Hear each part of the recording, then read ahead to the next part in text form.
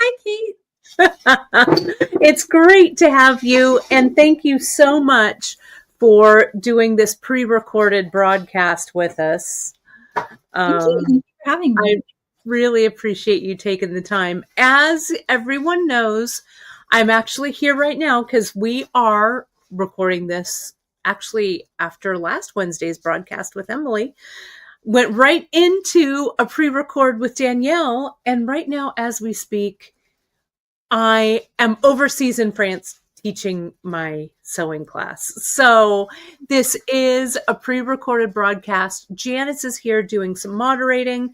Danielle's project is up on the website for you to peruse. And if you ask questions in chat there, Janice will take care of all of your questions and stuff. So I'm sorry that we're not stopping to check comments because there aren't any comments yet. But Danielle, I'm super excited about this project. Thanks. We're using some SuperDuos today. What else are we using? It's made with SuperDuo, and it has 8 OC beads. Yes. It has little 15s in between just so they have movement, right? Yeah. Some wire polish in size 4mm, and a really beautiful nun design finding. This is one of her half circle components. Yeah, which I just love. It's so perfect for a fringe. And you have a fantastic handout for us and everything. So I'm not going to take up any more of your teaching time. Why don't you go ahead and let's work your magic, though that I can see that the piece that you made is matching my outfit. So it is? I'm going to have to make one. Oh, I hope you do. And I will send you these as well. So well, I won't say no to that for sure. All right. Well, let me highlight this, my friend, and then just take it away. I'm really excited. I'm going to take off this pre-recorded crawl here on the bottom of the page. But again, we're sorry that we're not monitoring comments in real time, but Janice is here for you and will do her best to answer any questions that any of you all might have. All right, let's take a look at this beautiful earring. Thanks. Yeah, and I just realized I'm around next week. I can join the live chat when it's live. Oh, so I can be in there with you guys right now. Oh, that's even better. Oh my goodness. Well, thank you so much for doing that. So you folks will have Danielle in the chat and here on the screen. It's a lot of Danielle's. All right. All the better. Yeah. So this is actually, it looks complex, but it's so easy. It's just a few little things, remembering where to pick up a bead and which one to go through. And other than that, that's all written out in the pattern for you. So it's simple brick stitch and fringe stringing with a really cool look at the end because it links the strands together in the center. And so the way it's worked is you start by brick stitching 10 8-0 seed beads. We'll do that together. But one trick that I actually got from, I believe I got this from Emily, actually, or one of the lives you guys did together, which was to leave a long tail for fringe so you don't have to add thread and work with a strand. That's a handy tip. Here. So I cut with, I started with about 90 inches or so, 85 to 90 inches. And I tied a double knot at the midpoint of that thread to this component and left the 45, 50 inches off to one side, worked the 10 brick stitch 8-0 across, started working fringe to the midpoint, which brings you to right about there when your thread starts getting short. And then you can switch over to that tail side and use the tail side to work in to the middle, which will bring you here. It's a really fun step where you join with one extra strand, and we'll do that together here to complete your design. Super easy. So that's my point.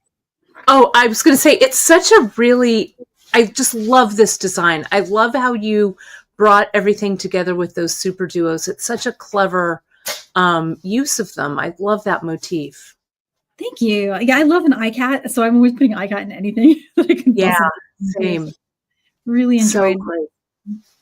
And lots of possibility here for changing up those colors, as always. You can always make a different color today. And one of the things I did in the pattern that is kind of cool, I did put one with colors, so you can check that out. But I put the truly referenceable pattern here, the one with the real counts. You could color these in if you wanted to.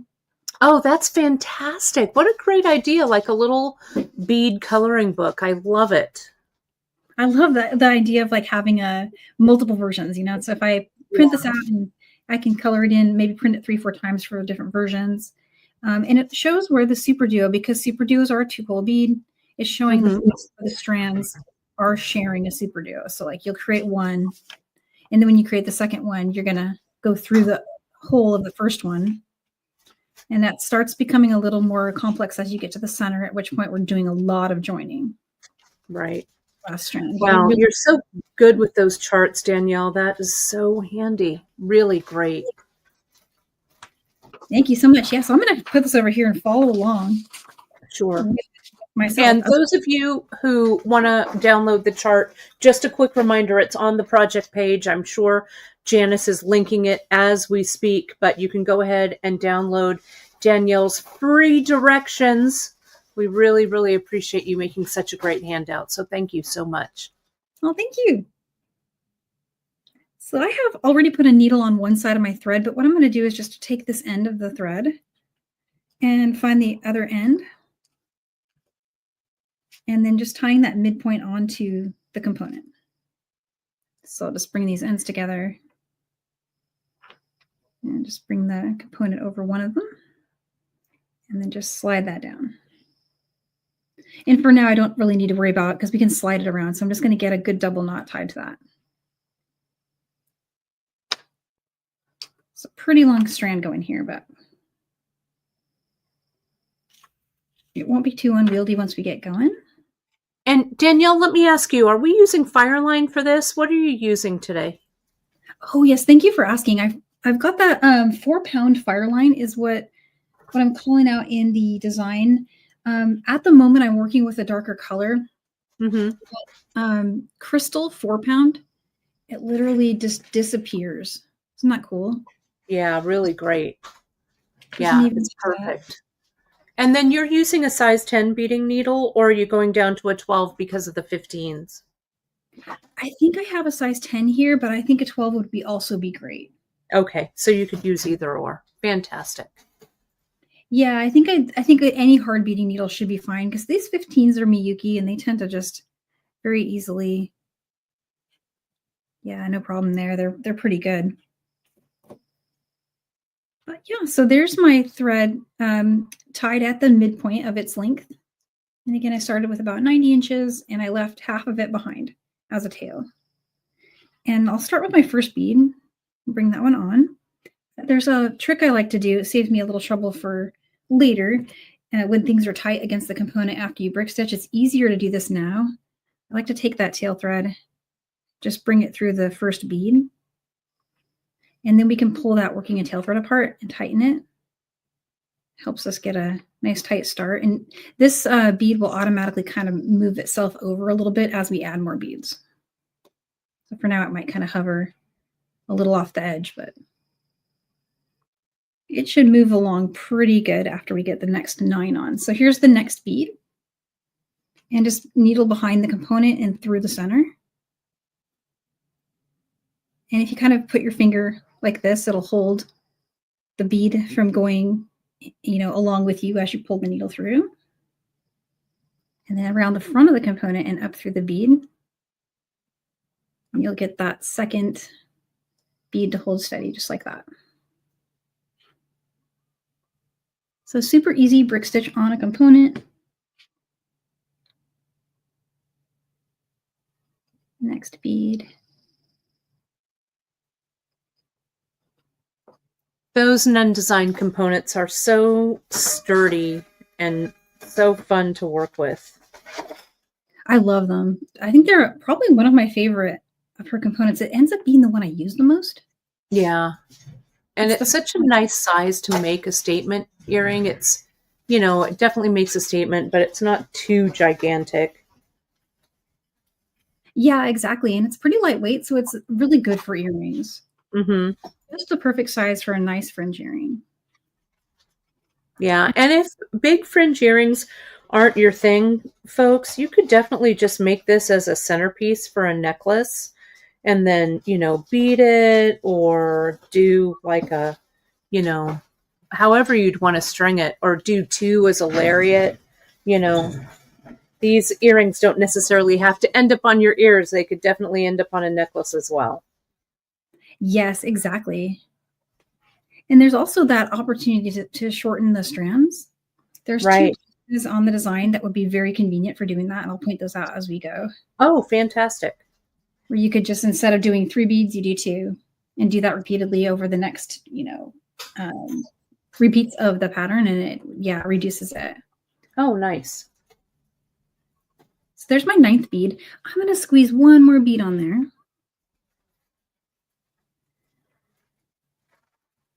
And then I'm going to kind of adjust things around. And so the reason I just didn't go with 9 is because my center of my Ikat is a 2-hole bead. So I needed an even count. So there's 10. And 10 actually looks really good on there. So I think it looks really nice. And if you're using crystal thread, you won't really see the thread on the component at all. It just disappears. One little trick I like to do before I get started with my fringe strands, I really like to reinforce each of these edges. So I'll go up through this one here, one bead in from the one I'm exiting, and then just zip right over to that other bead and tighten that. So that's going to keep these nice and tight. So I don't have to keep tightening my brick stitch as I do my fringe. It won't loosen on me. Same thing with the tail over here. And you might even be able to do it without your needle. Just bring that up.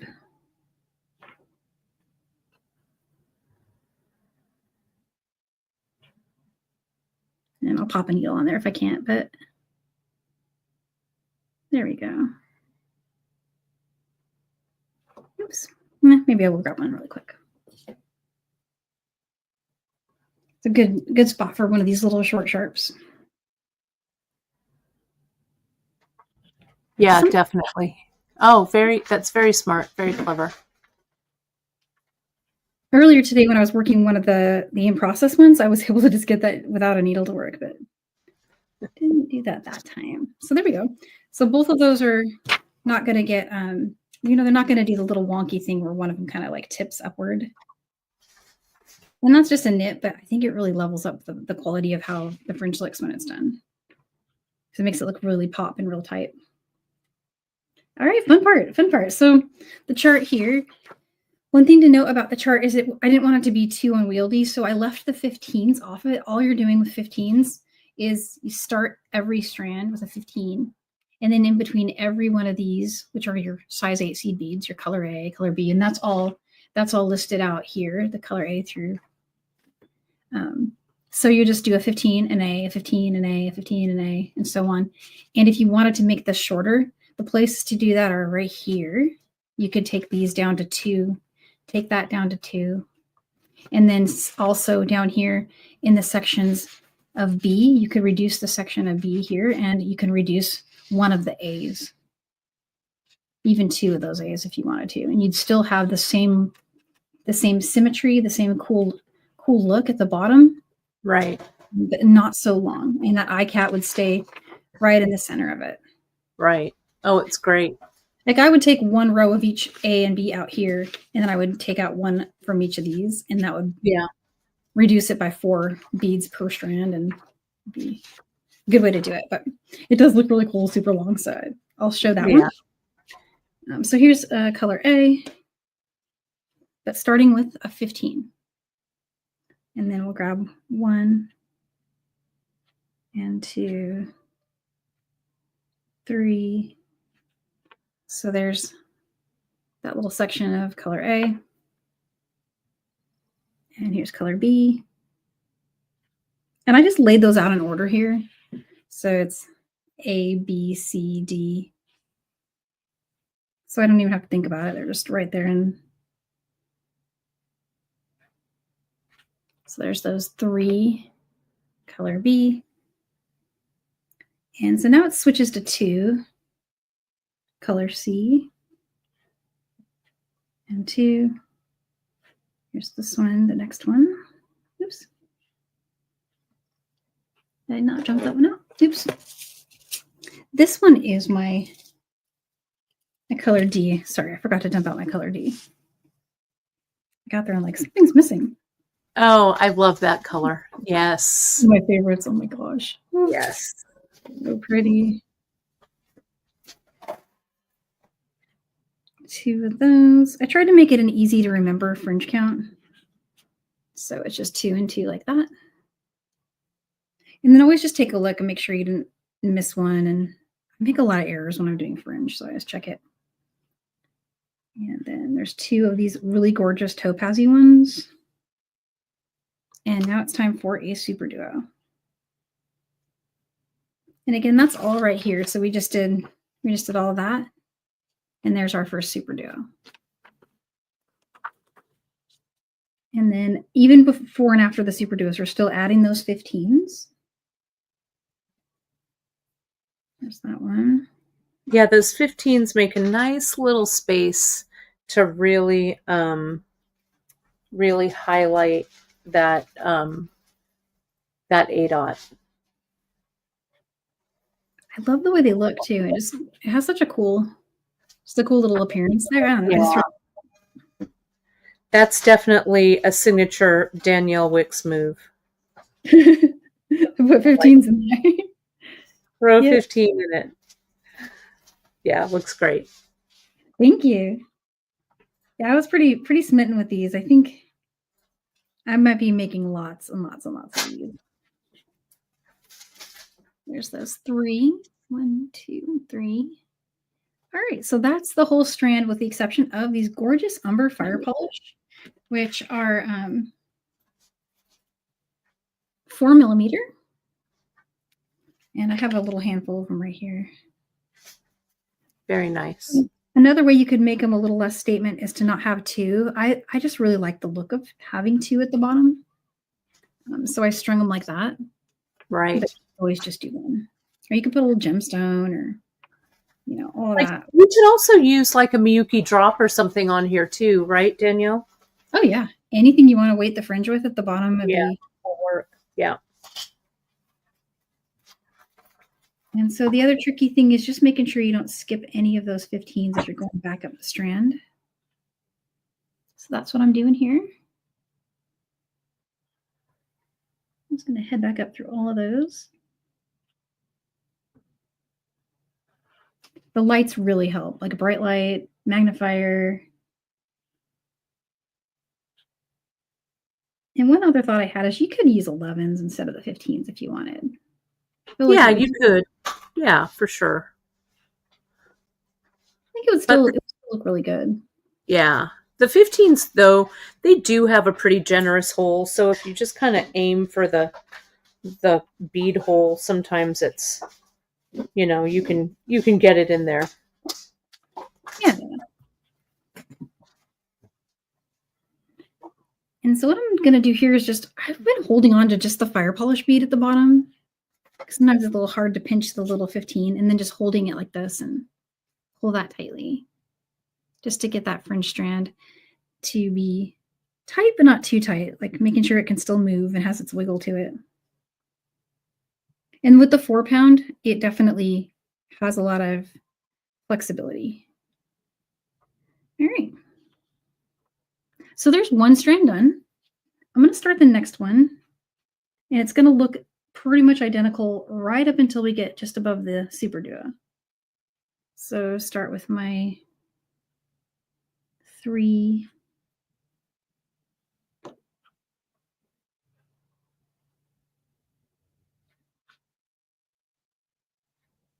And there's those 3. Again, that's a spot where you could, if you wanted to, you could shorten all that if you felt like it. And there's those 3 and 3. Just making sure I didn't skip. There's 2 and 2. And there's that 15. Okay, so something's going to be different coming up here. So we just did the matte champagne, and there's only going to be 1 of the gold next. So showing it here, we just added those 2. There's, instead of having 2 color E, which is that shiny topaz gold color, There's only going to be one, and you'll have a super duo, and then we'll go through the open hole of the super duo from strand 1. We'll do another super duo, and then we'll resume with the pattern with the E, and so on. So from here, we'll pick up this one. Here's a super duo bead, another 15. And then we'll just go ahead and join this one here.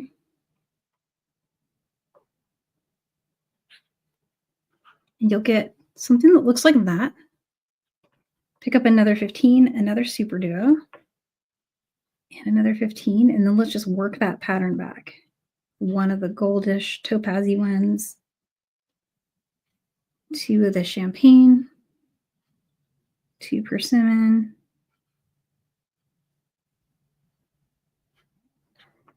and string those. Okay. And so that creates the little point. So that little we created that so far, basically, the little point there. Oh, gotcha. Yeah, and then another optional thing I did was I've got the beads graduating down. So it's going to start increasing every time. So in this case, let me bring one of these over. So we had 2 here. Then we'll have 3, 4, 5, and then in the center there's 6. And then it'll go to the center one, which will also have 6. The 2 in the center will have the same length. So just noting that every time you add color B at the end, you're increasing it by 1 as you head toward the center. That's another way to remember it.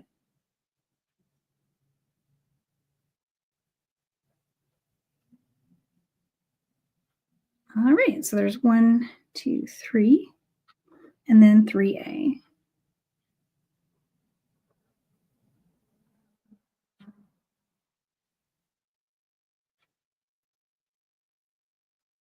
All right, 2 fire polish.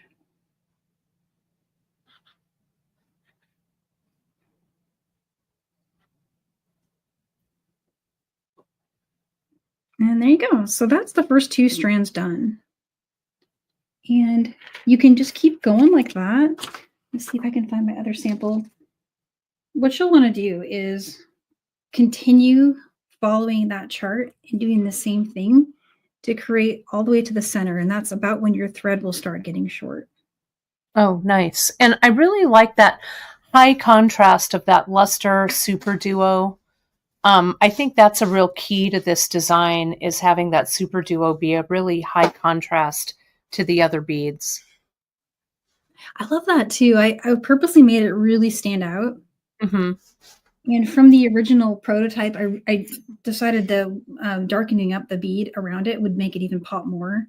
So Yeah. This is the prototype. It had a little bit of a lighter color. Oh, yeah. No, you can really see that difference. Yeah, that really shows it. And I so mean, it's fun to do it subtle as well, but, to really make that Ikat motif pop, that high contrast is great. Thanks. Yeah, I really like it. I was so excited how that turned out. Yeah. So I can show some more of these strands if you want to see a few more, or I can go ahead and show starting this other side, or we could even skip to joining it.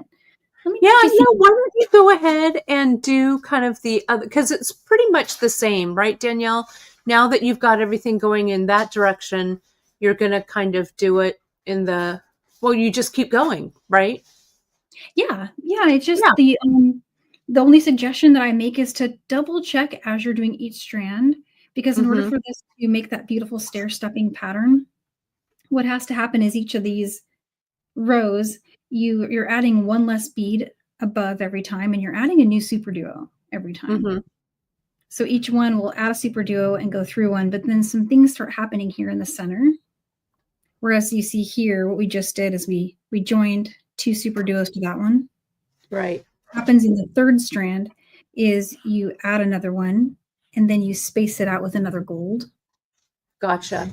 And then, but the pattern is really, really super clear here, especially if you want to just come in and color these in or something with, it shows exactly here. I've just strung these two. I'm going to go through this one, and you'll have one less bead leading up to it, but you replace it with every time. So it makes sense. It just takes a minute. You'll have it all in front of you, and it'll make sense in the moment. Right. Well, why don't you go ahead and do one more of the center ones, or if you want to do one more on that, whatever you think would be more beneficial. Yeah, I think, well, so what will happen with this one is using the sorry, I used the crystal here, but the tail thread here, you would just be repeating everything we just did here into the center. Mm-hmm. So I'm going to do one more on this so you can see another link up. Sure. And that might be the easiest. So I just need to head up back through this strand really quick. That's the only thing about demoing Fringe is it's a little bit, there's a lot of spots where there's, things that you do that take a minute that you do over and over again. Yeah. Well, and that's also, I like how you're really how you pointed that out, also being really methodical when you're going back up that fringe, to just take a little moment to double check that you've grabbed every single bead, because it's a bummer once you've done like a few fringes down the way. I've done that and I'm like, oh, you can see a thread. Yes. Oh, yeah. That happened to me twice, actually, just last night working on one of the in-process ones. Yeah. I took it apart 2 times, and it was just like, oh. Yeah, so disappointing. Easy to do, but easy to fix as well. It just takes a little extra time. It's never permanent. So. Yeah. All right. And so there's those two. And I always kind of smooth them out. It's really actually quite fun to see these come together because the way they interlock is super, super satisfying. So they like just line up, and it's like a little puzzle, I guess. And so here's the next one. I'm just going to throw these beads on here. There's 3.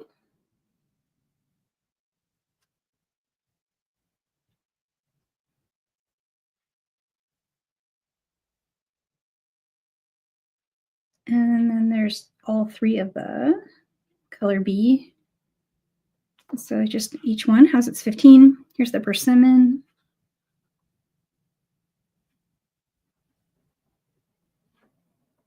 So pretty. And then here's the matte champagne.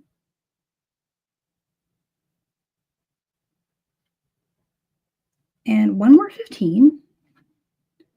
And so what's going to happen here, we'll bring it up a little closer. So we're going to need to skip adding the gold color and add a SuperDuo instead. And then, of course, follow that up with the 15. And so here you can see already it just telling you, yeah, we're lining up our little staircase. I'm going to go through the second hole of this one here. And so you'll see, you get lots of confidence markers because this one you can totally see how it's just forming that nice little staircase. Right. And it's that SuperDuo that just takes the place of that ADOT. So essentially you're just swapping it out. Yeah, exactly. Those ADOTs are a perfect height for being replaced with SuperDuo, I was finding. And then here in between these two, for just this row, you're going to be adding another gold one. And it all works out. It seems a little weird at the moment, but it all works. And then we'll need another 15 and another SuperDuo. Sometimes I struggle to remember the bottom one. So that's one you just want to watch for, making sure to get that one. And from there, you just string the rest of that pattern out.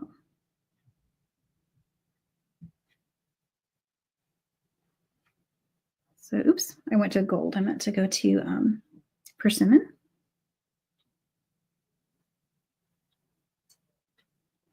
And then here, there's going to be an extra color B. So we had 3 there, and now we want to have 4 of those. So there's 1, 2,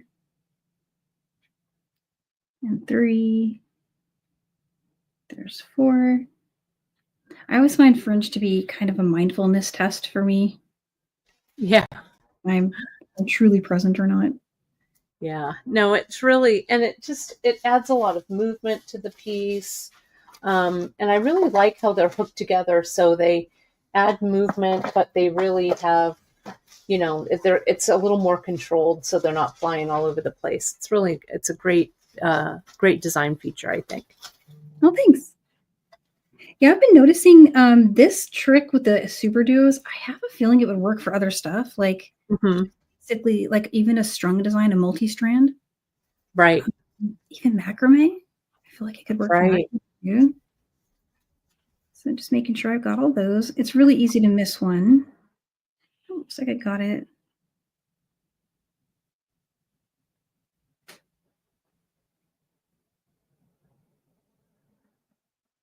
And that one's just kind of trying to avoid my needle there.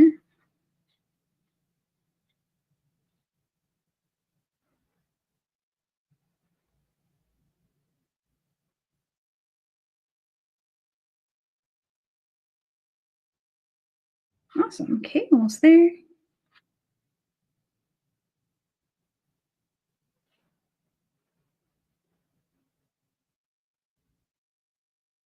Yeah, one trick for the 15s is if you kind of lift up your work, and it's hard to see from this angle, but if you're looking at it from the side, the 15s, if you miss them, they'll kind of hang lower. If you suspend the strand up a little bit, you'll see it. You'll spot it. So there's the next one. All right, looks great. So yeah, you can really see how that bead in there is kind of like the little placeholder, or it takes up the space that the SuperDuo leaves. Yep, exactly. And as you keep going, what ends up happening is so here's the side we were working on. Let's ignore that side for now. As you keep going, you'll get the next strand that's going to add another SuperDuo, and then you'll have one of the gold beads, another SuperDuo gold bead, SuperDuo, go through the SuperDuo, add another one, and then the final strand has these added here with another little space and the link in the center. Right.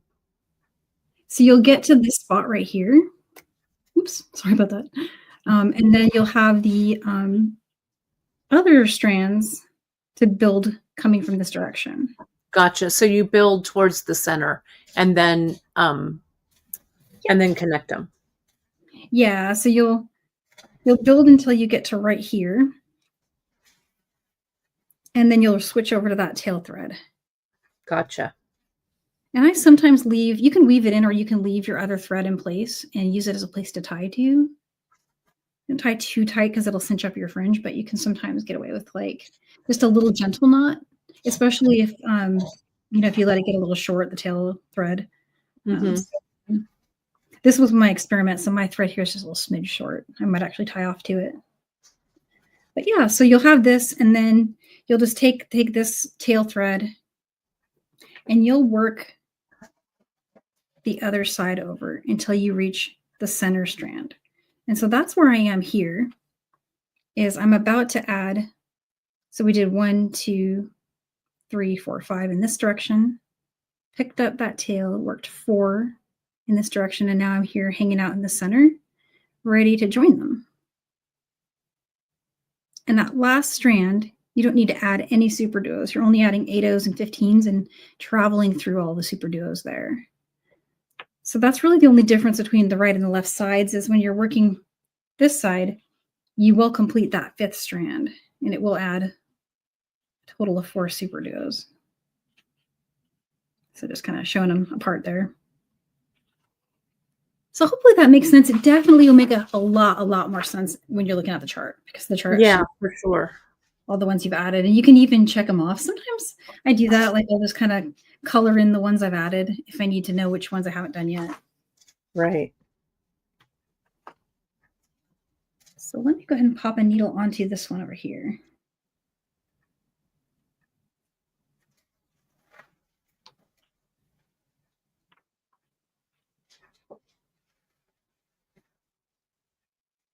And this really is the fun part, actually. So yeah, it's fun putting it together for sure. Yeah, all that hard work, and it's just all worth it when you get to this one spot in the design, where it just everything just like locks in place. And so there's our 3 so far, doing the same thing we've been doing. And then 3 color B, 2, 3. And then there's going to be 2 of the persimmon. All right. And so just take a note that there's no matte champagne in those 2 center strands. So we basically stop at color C. And let me show that on the chart really quick. So we just did these 3, the B, the C. And now I'm going to go through the SuperDuos. And so what you'll want to do is bring them together, each side. And so you're going through the right side hole of the top one and the left side hole of the one from the other strand below it. So that brings them together. And notice right here, I forgot my 15. And that I could add the 15s to the chart, but it made it really tiny to fit it on one page. But I avoid with doing that. It's a little right. It's a little visually confusing, I think. But it makes it kind of easy to forget to add the 15 because if you're looking at the chart, you won't immediately say, "Oh, I need to add that." But so there's that with the 15. You might notice it when you do the pass through. All right, and so we just did that. So now we need to do a 15 and a 15. Seeing that for myself to remind me. And then we'll go through the next 2 SuperDuo, but remembering a 15 between them. So the first one, here's a 15. Go through the second one. And while I'm here remembering, grab another 15, another color E, and another 15. Oops, sorry about that. Jumped ahead. Just a 15, and then I almost forgot our friend here. But you'll see it. It will jump out at you, just like it did for me.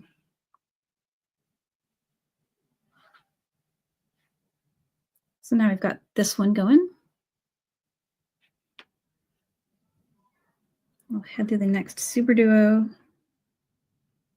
Grab one more 15, and then heading through the last one.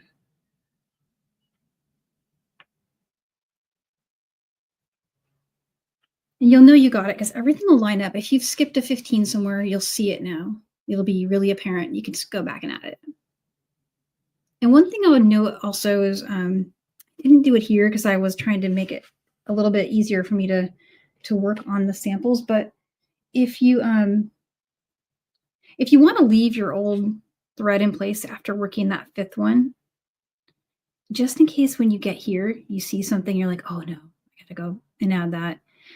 If you've already woven this in and tied this off, you're kind of stuck at that point. So maybe weave this in after. Just leave that hanging out just until you've joined, and then weave in those strands at that point. That's a good way to safety net it. Yeah. Yeah, because if I had made a mistake over here, it would have been, I've already woven this one in, so I'd have been like, oh no. So yeah, it's easy to do, but if you're just looking at the chart, it will definitely help. And yeah, so I'll finish out this row and then we're done. All we got to do. So just picking up a 15.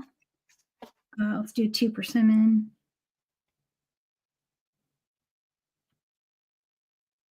And then it's going to be the same count as this one. So 6 of those color B. There's 2. There's 3 and 4. And there's 5 and 6. And it should match the design of that last one. So here's 3 of those A.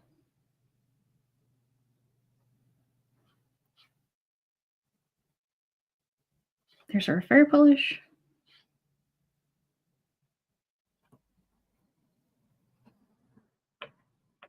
And there it is. So those two center strands will be about the same length. They should be, the same length. Right now I don't have the, for some reason that back up makes it a little tighter. It looks a little bit longer right now, but it shouldn't be. I head back through all those beads really carefully.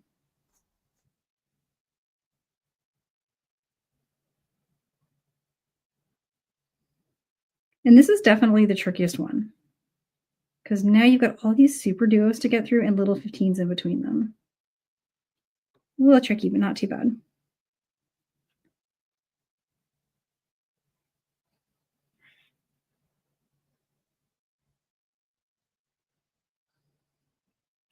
There's through all those.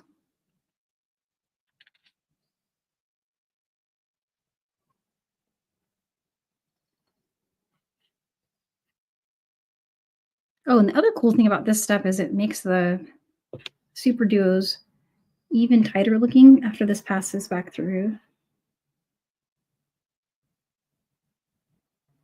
Almost there. Yeah, it looks great. And you're still using that size 10, right? The regular. Still using the 10, but if you wanted to use a 12, that's totally great too. I think I've only encountered one or two little tight spots, and that was probably just one oddball 15 that was not formed right. It happened right at the beginning when I was working on the other one. And I bravely pulled with chainless pliers, and it was fine. Right. Right. It could have spared me that, But yeah, so there it is. All the prettinesses. Wow, looks so great. Thank you. That's the fun part. It's great. So now you're going to weave the rest of that in, or that one in. Yeah, and it's super easy. If I had another strand here, I could tie to it. I wove it in before, but like I was saying, I probably should not have done that because it locks me in to being 100% sure I didn't make an error. So yeah, but because you'll see it at that spot. But what I'm going to do now is just go around the brick stitch a few times.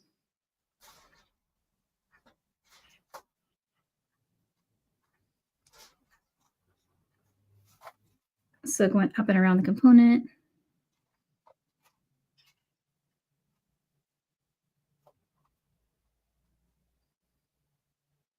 And there we go. So I'll probably just trim it right there. Yeah, great.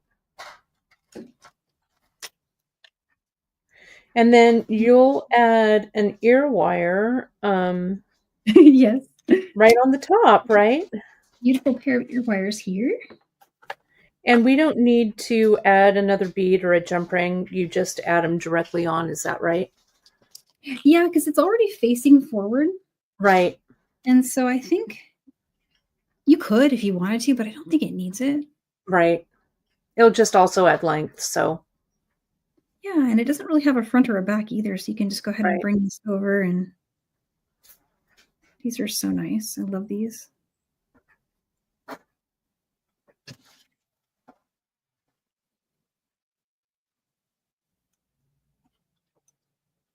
The ball doesn't quite fit through the hole, so I'm going to go the back way around it, but it's a nice secure. It's not going to come loose.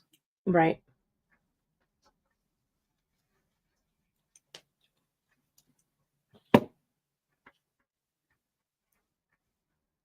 There it is. All right. Looks fantastic. And would you just measure that for us, Danielle? Do you have a tape measure?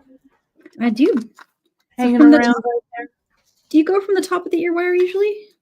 Yeah, kind of where it goes through my ear, I guess. I don't know. It's going to put it at 4.5 on the longest center strand. Mm-hmm. So yeah, 4.5 there. You could make that like if you took a bead out here, a bead out here, and a bead out here and here, made it shorter by 4, you could get that down to just a hair over 4 inches. Mm-hmm. And you could even go with just, one bead. Right. Probably easiest to remember if you did 2 and 2 here. I feel like that would have good symmetry, but then there's already a brick stitch row, so you could even get away with just starting it with 1. Right. Right. Symmetry. Right. Yeah. Well, however you want to, to personalize it, I think looks great. It's just really a great piece. Fantastic. Thank you. Yeah, and That's I have great. another idea to share that might be fun for let me bring my other camera really quick. Oh, sure. Okay. Great. Oh no, you can go to the face cam if you like. It's okay. Oh, okay. Okay. There we go. Whichever one works. There we go. There we go. Sorry, I was not figuring out how to switch my camera very well. There we are. So this chart here, I wanted to share that it was done in Excel, and you could very easily do your own. The way you represent the SuperDuo is you just merge the cell. So you take those two cells where you're joining and just merge them. You could create your very own, like this, bracelets, necklaces, loom. Oh, what a great tip. Because that merged cell is 2 8-aughts. Yep. Across. That's really clever. You're so good with charts. You're so good with the charts. I love it. And this is one with the program everybody has, right? So right, exactly. Everyone has Excel. Yeah. Oh, it's great. Oh, well, Danielle, thank you so much. And thanks to all of you joining us today. As a note, this is a pre-recorded broadcast, but I know that there's been all kinds of chat, all kinds of questions, all kinds of answers, all kinds of fun stuff. So you'll be able to find this project. We'll have it right on the homepage for you, so you can click on over, grab all the ingredients, grab Danielle's fantastic handout, and I can't wait to see what you make with this. It's going to be awesome. I can't wait to see too. I'll have to watch for posts from you guys. Yeah, so make sure, and that reminds me, let me make sure and put this up. I'm going to cover you for just a second, Danielle. Don't forget, folks, you can find us everywhere online at the Bead Table, our Facebook group, where if you make this project or any other projects, make sure to post it up so we can see what you've made. Hit us up on Instagram with the tag beadshop.com. Our Pinterest pages have a lot of great info on them. If you're watching on YouTube, if you're doing it now, or you're watching us on replay, go ahead and hit that like, subscribe, and notification button. It'll build our followers, and it'll remind you every time we go on so you don't miss an episode. As well as you can hit us up at info@beadshop.com with any questions. And Danielle, I know you're going to be back with us soon. Sometimes I don't have my calendar here to consult, but I'm sure you have another fantastic project up your sleeve for us coming up. I do, yes. Oh, wonderful. Well, thank you again. Thanks for joining us on this pre-recorded, and I'll see you all when I get back. And Danielle, thank you again. What a fantastic earring. I can't wait to see them in person. I'm so glad you like them, and have a great trip to France. I will. I can verify that right now I'm having a fantastic time. All right. We'll see you soon, everybody. Thanks so much again, Danielle. Bye all.